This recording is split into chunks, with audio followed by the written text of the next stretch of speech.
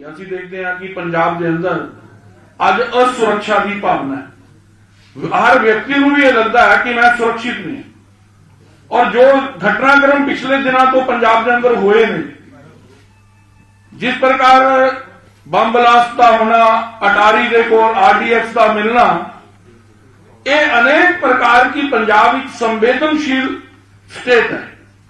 और इनू भारतीय जनता पार्टी देश के प्रधानमंत्री नरेंद्र भाई मोदी जी के नेतृत्व च ही सीमा भी सुरक्षित रह सकती है, व्यक्ति भी सुरक्षित रह सकता है, स्टेट भी सुरक्षित रह सकती है।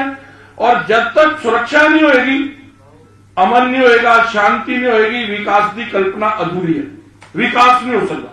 इन्हां सब मुद्दों को लैके ही अज पंजाबी जिहड़ा बीजेपी नाल खड़ा होया। और पंजाब दी जिहड़ियां मोटियां मोटियां समस्या हैं, नशा, बेरोजगारी, सुरक्षा, किसान की आत्महत्या बंद होए, व्यापारी, छोटा व्यापारी, इंडस्ट्री भय मुक्त होकर अपना व्यापार कर सके, महिला अपने आप को सुरक्षित अनुभव करे, समाज का पिछड़िया समाज का जिहड़ा अति पिछड़िया वर्ग है उन्होंने न्याय मिले, अन्याय न होए। इस प्रकार दी घटनावां मानवता को भी शर्मिंदा ना करन कि असी किस युग च जी रहे हैं कि अज भी दलित बच्चे के मुंह च पेशाब पान दी घटना सुनने को मिल जांदियां, बच्चियां नाल बलात्कार दी घटना सुनने जांदियां। ये सारियां जिहड़ियां चीज़ां अज बीजेपी दे अंदर उन्होंने लगता है कि बीजेपी की सरकार आएगी तो सबनूं न्याय मिलेगा, सुरक्षा मिलेगी, अमन और शांति होएगी। इहदे कतों प्रभावित होकर ही सब लोग आ रहे हैं।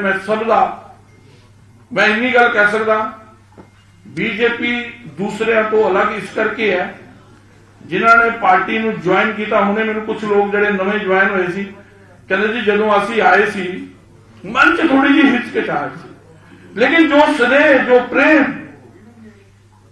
इत्थे मिलदा है, सानूं तां लग्गिया ही नहीं कि असीं तुहाडे तों कदी दूर सी। और अज जरूर लगता कि सानूं पहलां तुहाडा इस यात्रा का, मोदी जी दे इस यात्रा का हिस्सा बन जाना चाहिए सी बीजेपी दी। और एक अध्यक्ष के नाते इस तो संतोष की गल नहीं हो सकती। और उन्होंने एक गल होर कह रहे थे भैन जी जिहड़े ज्वाइन किए, कहते तुहाडे मंत्रियों को मिलना इन्ना सरल, साडे उत्थे जे कोई मीटिंग हो जाए तो दरवाजा टुट जाता। मैं कहा जी बीजेपी कभी दरवाजा बंद नहीं करती, इस करके टुटता नहीं है। और मैं ये नहीं कि गजेंद्र जी कोल बैठे ने, वो बुरी बुरी प्रशंसा कर रहे थे, कहते लगता ही नहीं कि वो पंजाब तो तुहानूं चुनाव लड़ाण आए ने। आउं लगदा कि जिदा वो पंजाब के अंदर पंजाबी बन के पंजाब की बेहतरी लई दिन रात एक कर रहे। ऐसा पार्टी का स्वरूप इस संस्कारां दे कारण है। मैं पार्टी वालों, पार्टी के अध्यक्ष के नाते जो भी लोग इस पार्टी का हिस्सा बन रहे हैं, जिदा मैं कार्यकर्ता उदा ही उन्हां दा भी उतना ही अधिकार बीजेपी से है जितना एक सामान्य बीजेपी के कार्यकर्ता का।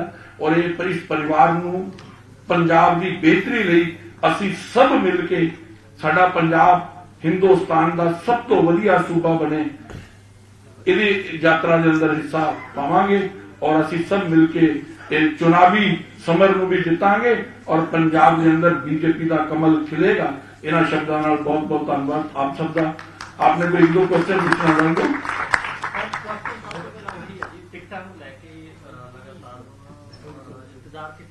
बहुत जल्दी इंतजार खत्म होने वाला नहीं, समा तो हम कल पार्लियामेंट्री बोर्ड की मीटिंग है।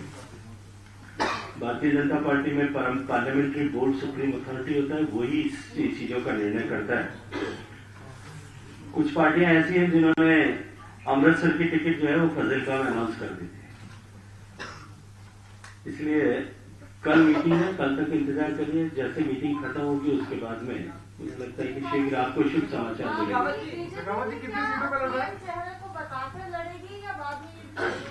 देखिए मुझे लगता है कि मैं ये प्रश्न का उत्तर इसी सभागार में 6 बार दे चुका हूं कि भारतीय जनता पार्टी की ये परंपरा नहीं है। भारतीय जनता पार्टी में जहां भारतीय जनता पार्टी पहली बार चुनाव की रेस में सरकार बनाने के लिए चुनाव लड़ रही है, या बहुत लंबे समय के बाद में, जैसे उत्तर प्रदेश में 2017 के चुनाव में जो परिस्थिति थी, हम 25 साल से सत्ता में नहीं थे। मैं तो आपसे प्रश्न करता हूं, उस समय क्या आपने सोचा था कि योगी जी मुख्यमंत्री होंगे? या जब उत्तराखंड में हम सरकार बनाने के लिए पिछली बार चुनाव लड़ रहे थे तब क्या किसी ने कल्पना की थी कि त्रिवेंद्र रावत मुख्यमंत्री होंगे? क्या महाराष्ट्र में जब हम चुनाव शिवसेना से अलग होकर के पहली बार चुनाव लड़े थे तब देवेंद्र फडणवीस मुख्यमंत्री होंगे? किसी ने प्रश्न किया था? पर देखिए, भारतीय जनता पार्टी की परंपरा ये है कि लोकतांत्रिक पार्टी है, यहाँ इंटरनल जो है वो डेमोक्रेसी भी है। Let the people of Punjab give us mandate, उसके बाद में हमारे विधायक दल के लोग बैठ करके तय करेंगे और पार्लियामेंट्री बोर्ड उस पर स्वीकृत लगाएगा। वो हमारा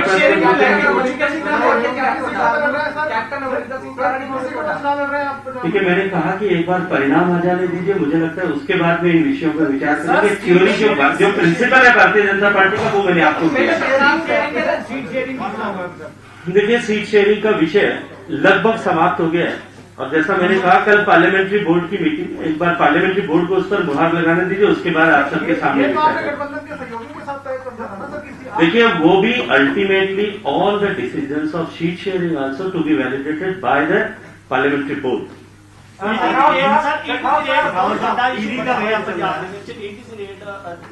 ਚੰਨੀ ਦੇ ਰਿਸ਼ਤੇਦਾਰਾਂ ਦੇ ਘਰ ਵੀ ਹੋਈ ਹੈ ਜੋ ਇਲਜ਼ਾਮ से लग रहे कि इलेक्शन में मद्देनजर मुझे लगता है कि ऐसे सारे विषयों, देखिए हम सब जानते हैं कि भ्रष्टाचार के विरुद्ध जीरो टॉलरेंस की नीति भारतीय जनता पार्टी की और माननीय प्रधानमंत्री जी की प्रारंभ से रही है। भ्रष्टाचार के विरुद्ध होने वाली हर कार्रवाई को या राष्ट्रीय सुरक्षा को लेकर के होने वाली हर एक कार्यवाही को इसी तरह से राजनीति का रंग देने का प्रयास कांग्रेस पार्टी के लोग हमेशा से करते रहे हैं। आप सबको बहुत सारे उदाहरण में दे सकता हूं, लेकिन समय की सीमितता है और हर एक बार ही उन ऐसे सारे कामों में अंततः जाकर के फिर कांग्रेस पार्टी को या अपोजिशन को फिर मुंह छुपाने की जगह नहीं मिलती। मुझे लगता है एजेंसी को स्वतंत्र रूप से अपना काम करने देना।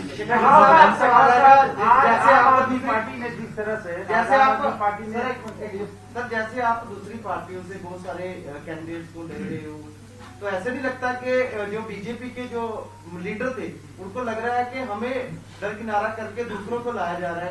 आपको लगता है कि 2-4 साल बाद ये पहचानना औखा हो जाएगा कि बीजेपी वाला कौन है और दूसरी पार्टी का वो कौन है?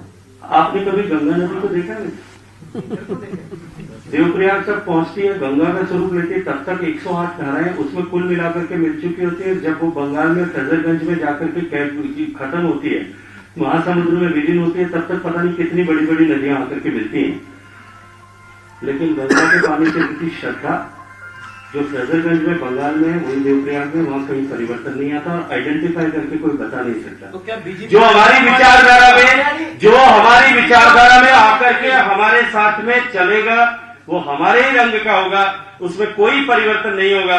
भारतीय जनता पार्टी कार्यकर्ताओं की पार्टी है। एक बार जो कार्यकर्ता हमारे साथ आकर के खड़ा होगा और हमारी विचारधारा के साथ में, सीएम का चेहरा अनाउंस किया गया है, कैसे लग रहा है? भगवान देखिए वैसे तो हर एक पार्टी का अपना इंटरनल डिसीजन है, वो किसी को भी डिसाइड कर सकते हैं, लेकिन मैं आप पत्रकार मित्रों के माध्यम से एक प्रश्न पूछना चाहता हूं। आज पंजाब की सबसे बड़ी समस्या है, मैं तो पंजाब में कुछ दिनों से आने लगा हूं, लेकिन आप ही सब मित्रों ने बार बार इस बात की चर्चा की और समाज में भी इस बात की चर्चा बार बार होती है कि पंजाब की सबसे बड़ी समस्या जो है वो नशा है। एक ऐसे व्यक्ति जिसका नशा किए हुए के वीडियो पार्लियामेंट से लेकर के समाज में सड़क पर आप सब ने दिखाए हैं, वो पंजाब के मुख्यमंत्री का चेहरा होंगे। क्या आदर्श हम पंजाब के युवाओं के सामने देना चाहते हैं? ये प्रश्न मैं आपके माध्यम से अरविंद केजरीवाल साहब से करना चाहता हूं। थैंक यू, धन्यवाद। हो गया 3 हो गए। ਤਾਂ ਬੀਜੇਪੀ ਦੇ ਵੱਲੋਂ ਸ਼ਾਮਲ ਕਰਵਾਇਆ ਗਿਆ ਹੈ। ਬੀਜੇਪੀ ਦੇ ਵਿੱਚ ਸ਼ਾਮਲ ਹੋ ਗਏ ਨੇ ਸਾਬਕਾ ਜਨਰਲ ਜੇ ਸਿੰਘ ਔਰ ਖਾਸ ਇਹ ਕਿ 2017 ਦੇ ਵਿੱਚ ਅਕਾਲੀ ਦਲ ਦੀ ਟਿਕਟ ਤੋਂ ਇਹ ਚੋਣ ਲੜੇ ਸਨ। ਪਟਿਆਲਾ ਤੋਂ ਕੈਪਟਨ ਅਮਰਿੰਦਰ ਸਿੰਘ ਦੇ ਖਿਲਾਫ ਉਹ ਕੈਪਟਨ ਵਰਸਸ ਜਨਰਲ ਦੀ ਇੱਕ ਜੰਗ ਜੋ ਹੋਈ 2017 ਦੇ ਇਲੈਕਸ਼ਨ ਦੇ ਵਿੱਚ ਉਹ ਸਭ ਨੂੰ ਜਿੱਤਿਆ। ਉੱਥੇ ਜਿੱਤ ਤੋਂ ਬਹੁਤ ਦੂਰ ਰਹਿ ਗਏ ਸੀ ਜਨਰਲ ਜੇ ਸਿੰਘ ਤੇ ਇਸ ਵਾਰ ਹੁਣ ਬੀਜੇਪੀ ਉਹਨਾਂ ਨੇ ਜੁਆਇਨ ਕਰ ਲਈ ਹੈ। ਖਾਸ ਇਹ ਵੀ ਹੈ ਕਿ ਕੈਪਟਨ ਅਮਰਿੰਦਰ ਸਿੰਘ ਵੀ ਹੁਣ ਬੀਜੇਪੀ ਦੇ ਨਾਲ ਨੇ, ਯਾਨੀ 2017 ਦੇ ਇਲੈਕਸ਼ਨ ਦੇ ਵਿੱਚ ਜਿਸ ਸੀਟ ਤੋਂ ਚੋਣ ਲੜੇ ਸੀ ਉਸ ਸੀਟ ਵਾਲੇ ਨੁਮਾਇੰਦੇ ਤਾਂ ਇਸ ਵਾਰ ਬੀਜੇਪੀ ਦੇ ਨਾਲ ਨੇ। ਤਾਂ ਤਕਰੀਬਨ ਤੈਅ ਹੈ ਕਿ ਕੈਪਟਨ ਅਮਰਿੰਦਰ ਸਿੰਘ ਪਟਿਆਲੇ ਵਾਲੀ ਸੀਟ ਤੋਂ ਪਟਿਆਲਾ ਅਰਬਨ ਤੋਂ ਲੜਨਗੇ। ਤਾਂ ਫਿਰ ਜੇ ਸਿੰਘ ਕਿਹੜੀ ਸੀਟ ਤੋਂ ਚੋਣ ਮੈਦਾਨ ਦੇ ਵਿੱਚ ਉਤਰਦੇ ਨੇ, ਚੋਣ ਲੜਦੇ ਨੇ ਜਾਂ ਨਹੀਂ ਲੜਦੇ ਨੇ, ਇਹ ਵੀ ਇੱਕ ਵੱਡਾ ਸਵਾਲ ਹੈ। ਪਰ ਸਾਬਕਾ ਫੌਜ ਮੁਖੀ ਹੁਣ ਬੀਜੇਪੀ ਦੇ ਵਿੱਚ ਸ਼ਾਮਲ ਹੋ ਗਏ ਨੇ, ਉਹਨਾਂ ਦੇ ਨਾਲ ਕੁਝ ਹੋਰ ਜਿਹੜੇ ਸਮਰਥਕ ਨੇ ਉਹ ਵੀ ਬੀਜੇਪੀ ਦੇ ਵਿੱਚ ਸ਼ਾਮਲ ਹੋਏ ਨੇ। ਤਾਂ ਬੀਜੇਪੀ ਦੇ ਆਗੂਆਂ ਦੇ ਵੱਲੋਂ ਉਹਨਾਂ ਨੂੰ ਵੈਲਕਮ ਜੀ ਆਇਆਂ ਨੂੰ ਕਿਹਾ ਗਿਆ। ਅਸ਼ਵਨੀ ਸ਼ਰਮਾ, ਗਜੇਂਦਰ ਸ਼ੇਖਾਵਤ ਉੱਥੇ ਨਜ਼ਰ ਆਏ।